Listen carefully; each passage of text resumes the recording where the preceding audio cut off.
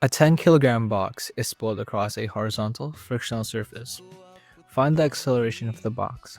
Let the coefficient of friction be zero point 0.2 and the constant of gravity be 9.8 meters per second squared. Firstly, we must find and identify our variables. Our given variables are seen in the word problem. The mass of the box is 10 kilograms. The force applied is 60 newtons. The coefficient of friction is zero point 0.2, and the variable for gravity is set at 9.8 meters per second square. The problem also calls for us to find the acceleration of the box, which is the variable a.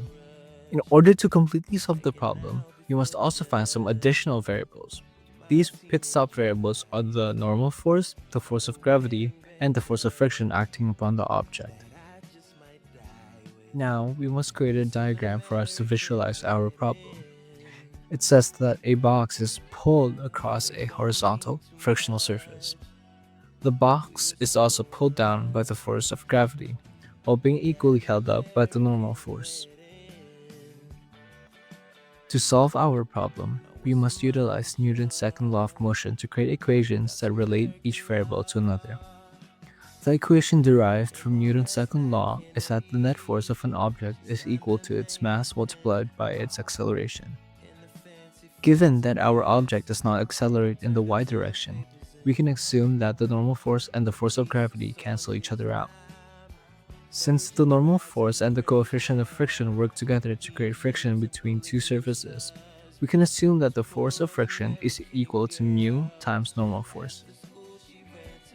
Since our object only moves in the x direction, we will use Fx equals max.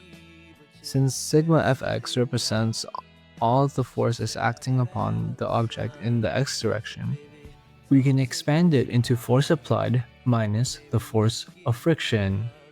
Using the equations we had created, we can isolate the variables that we are looking for. Using these three equations, we can combine them into one big equation which solves for the variable a. Now, using our given values and the big equation that we had just created, we can start plugging in numerical values. When solved, our acceleration will come out to be 4.04 meters per second squared.